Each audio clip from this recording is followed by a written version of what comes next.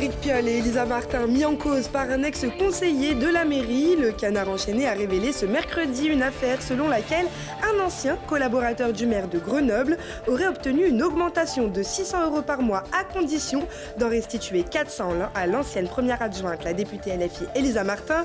Le parquet a ouvert une enquête pour concussion et recel de ce délit. On en parle avec Thibault Leduc, notre rédacteur en chef. On espère que Dorian Coninx redonnera à Grenoble la lumière qu'elle mérite lors des Jeux Olympiques. Le triathlète a appris sa sélection ce mercredi. Puis, dans un monde parallèle, les Manches Cafards vous invitent pour le spectacle Y a-t-il un train pour Marseille? Ce sera samedi et dimanche au Théâtre Prémol. Bonjour à tous, je suis ravie d'être avec vous pour ce JT du mercredi 5 juin. On fait le tour des actualités du Grand Grenoble. Et on commence ce journal avec une petite bombe lancée ce mercredi matin par le Canard enchaîné. Éric Piolle et son ancienne première adjointe, la députée LFI Elisa Martin, sont mis en cause par un ancien collaborateur pour perception illicite d'argent. Tout partirait d'une fausse augmentation ayant pour objectif d'être rétrocédée en liquide par son bénéficiaire à la première adjointe, des versements pour un total estimé à 16 800 € net d'impôts. Vous l'aurez compris, pour décrypter cette affaire, j'ai à mes côtés notre rédacteur en chef Thibault Leduc. Eh oui, bonjour à tous. Tu parles de bombe, Lina. C'est effectivement le mot qui convient si l'article publié ce matin dans le Canard enchaîné dit vrai. Alors justement, qu'est-ce que dit cet article ? Il dénonce un système de rémunération cachée au profit donc d'une élue grenobloise, Elisa Martin. Elisa Martin a été la première adjointe d'Éric Piolle pendant 8 ans, avant d'être élue députée de la 3e circonscription de Grenoble en juin 2022. Elle est membre de la France Insoumise, proche de Jean-Luc Mélenchon. Et selon l'article du Canard enchaîné, elle aurait touché donc 400 € par mois, tu l'as dit, en liquide entre 2016 et 2022 de la part d'un proche collaborateur d'Éric Piolle, un collaborateur dont le salaire officiel serait passé de 3 000 à 3 600 € par mois pour compenser ce dessous de table. Et cet argent aurait servi à quoi ? Alors toujours selon l'article, cette somme avait vocation à compenser en partie la perte de revenus d'Elisa Martin suite à sa démission du conseil régional. De 2014 à 2016, Elisa Martin cumulait son poste de première adjointe donc à la ville de Grenoble avec celui de conseillère régionale avant de démissionner de ce dernier pour respecter l'engagement de campagne d'Éric Piolle contre le cumul des mandats. En tant que conseillère régionale, elle touchait à l'époque 2 772 € bruts d'indemnité par mois, ce qui peut effectivement faire un petit trou dans le budget perso. La ville de Grenoble avait également décidé à cette époque de baisser de 25% les indemnités des élus municipaux pour montrer l'exemple en termes de gestion d'argent public. Mais Thibault, est-ce que cette histoire paraît crédible ? Alors, il faut avouer que beaucoup de journalistes, dont je fais partie, ont été très surpris ce matin par ces révélations. Alors, il y a deux options. Soit c'est vrai et c'est énorme, soit c'est une affaire qui est montée de toutes pièces et c'est également énorme à croire. Même si le Canard enchaîné a parfois été condamné pour diffamation, c'est quand même un journal qui est souvent bien informé, qui s'est taillé une belle réputation dans la révélation de scandales politiques. C'est le Canard enchaîné qui avait lancé par exemple l'affaire Fillon pendant la campagne présidentielle en 2017. En tout cas, le Canard enchaîné affirme avoir des preuves de ce qu'il avance. Dans cet article, il évoque des échanges de SMS ou de relevés de compte notamment. C'est, semble-t-il, le collaborateur au cœur de cette histoire qui aurait livré les infos au journal. Il s'appelle Enzo Le Sourd. Il a été très proche d'Éric Piolle pendant une dizaine d'années. C'était son éminence grise. Tous les journalistes grenoblois l'ont fréquenté. En 2022, la relation entre Éric Piolle et Enzo Le Sourd s'est dégradée, ce qui a entraîné le licenciement d'Enzo Le Sourd.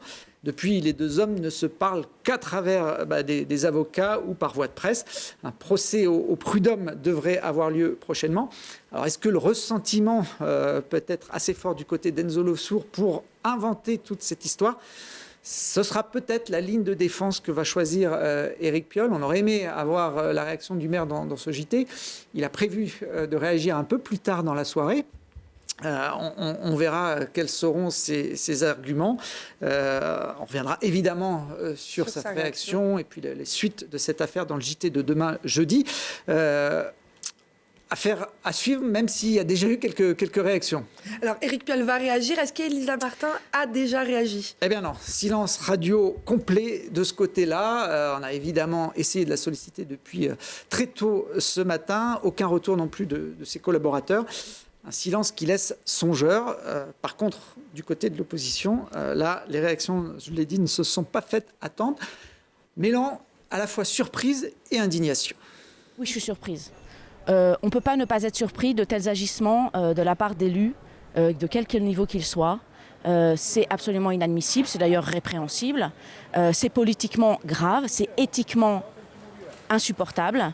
Surtout pour un Éric Piolle qui se fait le porte-voix de l'éthique, chevalier blanc, surtout les ministres ou acteurs politiques qui depuis 10 ans ont été mis en cause d'une façon ou d'une autre. Il était le premier à les condamner, parfois à demander leur démission, etc. Enfin, c'est gravissime éthiquement. Mais encore une fois, je suis prudente, je ne suis pas juge, je ne suis pas procureur. L'affaire et l'enquête doivent suivre son cours. Mais je crois que j'attends comme les Grenoblois, une expression du maire de Grenoble et de la députée. Les Grenoblois ne peuvent plus avoir confiance. Ils ont vu qu'il y avait déjà avec les marchés publics des marchés qui étaient confiés à des amis.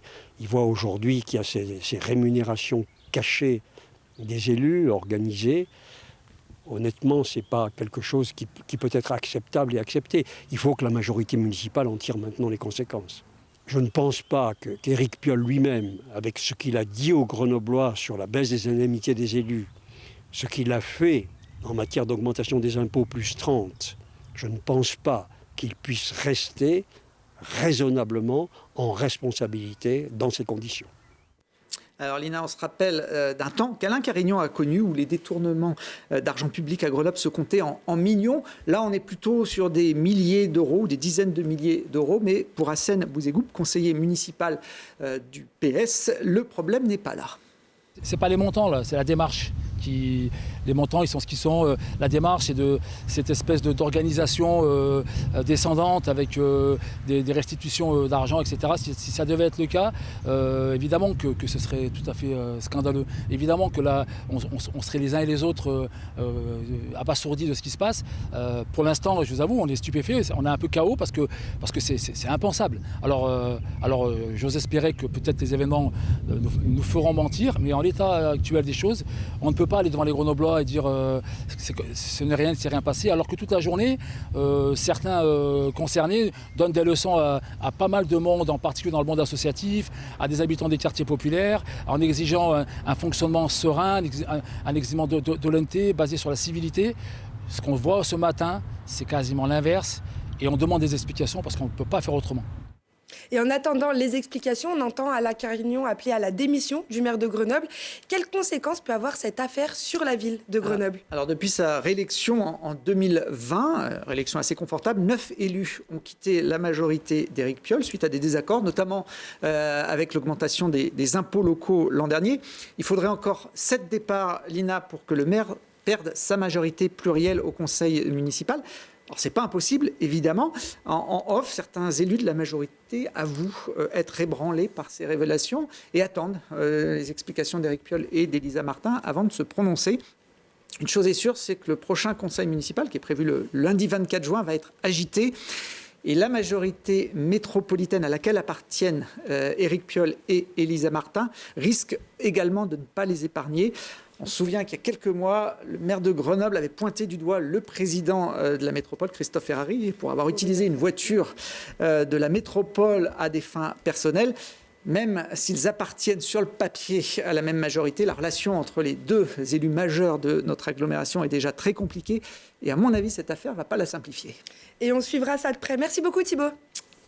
Une enquête pour concussion et recel de concussion visant Éric Piolle, Elisa Martin et l'intermédiaire a été ouverte par le procureur de Grenoble. Les risques encourus sont 5 ans d'emprisonnement et 500 000 € d'amende. 500 000, c'est le prix proposé par certaines agences pour vivre une expérience exclusive aux Jeux Olympiques. Mais il n'en faudra pas autant, heureusement, pour assister aux épreuves du triathlon auxquelles Dorian Coninx participera. Sa sélection a été annoncée ce mercredi alors que le Grenoblois se remet tout juste d'une blessure. Il sera aux côtés de l'Isérois Léo Bergère et de la Savoyarde Emma Lombardi, licenciée à la Tour du Pin. Pour suivre les épreuves masculines, rendez-vous le 30 juillet dès 8h du matin. Les féminines se dérouleront le 31. Et pendant que certains préparent leurs valises pour Paris, y a-t-il un train pour Marseille ? La réponse dans la nouvelle création de Laurent Poncelet avec le groupe Manche Cafard. Ce sera sur la scène du théâtre Prémol samedi et dimanche. La troupe hors norme composée de comédiens atypiques que je vous laisse découvrir dans ce reportage de Faustine Bassac. Longtemps, il passe. Il ne s'arrête jamais ici, le train. Il ne s'arrête jamais. Je vais l'arrêter. Il s'approche, je vais l'arrêter. Stop. Une gare désaffectée et un train qui ne s'arrêtera sûrement jamais. Y a-t-il un train pour Marseille ? Où exactement ? Mais je sais pas. Coincés dans cet univers parallèle, certains sont prêts à prendre tous les risques pour en sortir. Allez-y, traversez la ligne blanche. Vous verrez, il n'y a pas de retour. Depuis 20 ans, la troupe des Manches Cafards rassemble des comédiens aux histoires de vie singulières. Je joue ma vie, quoi, en fait. Une personne rejetée pas par tout le monde, mais par pas mal de monde. C'est dû à mon passé, donc un accident de voiture. Auparavant, j'étais reconnu, si on peut dire. Mais ensuite, j'ai dû me battre pour continuer à vivre, quoi, en fait. Donc la vie, c'est vachement compliqué, quoi. À travers ces spectacles, c'est l'occasion pour les comédiens de mettre en scène le cafard du quotidien et les obstacles auxquels ils sont confrontés. J'ai eu un accident de vie. J'ai mis longtemps à m'en remettre et voilà. Et c'est quelqu'un de la troupe de théâtre qui m'a dit « Allez, viens avec nous ». Je travaillais dans la restauration, j'étais dans un coin bien fermé, bien cadré, bien machin. Et là, c'est s'extérioriser, c'est pas moi. Dans ses créations, Laurent Poncelet part du monde de chacun pour animer une scène. Après 8 pièces de théâtre, un film en 2020 et un livre sorti en 2022, la troupe continue de séduire le public. Les spectacles qui sont présentés avec les comédiens des Manches Cafards sont des spectacles qui sont complètement inclassables, ce sont des ovnis. Et à chaque fois, ça fait mouche, bien évidemment. Les gens sont touchés, traversés. Souvent, ils en ressortent à la fois, ils pleurent, ils rient. Il y a ce mélange des deux. Mais parce que, encore une fois, il s'agit de nous, il s'agit de chacun d'entre nous. À la fois, il y a des choses dures qui sont dites, mais il y a souvent une forme complètement décalée, surréaliste. On fait un pas de côté par rapport au réel. Les Manches Cafards sont en résidence durant 2 semaines au théâtre Prémol, où ils présenteront pour la première fois leur création au public.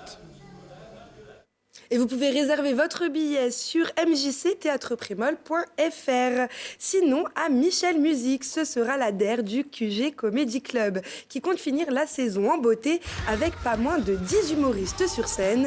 Un gala qui promet bien des surprises après 3 ans de propositions de stand-up pour amener à Grenoble l'ambiance des cafés-théâtres parisiens. Le projet est né grâce à Salima Gerziz, elle-même humoriste et qui devrait animer la soirée. Pour cela, rendez-vous à 19h30 à Michel Musique.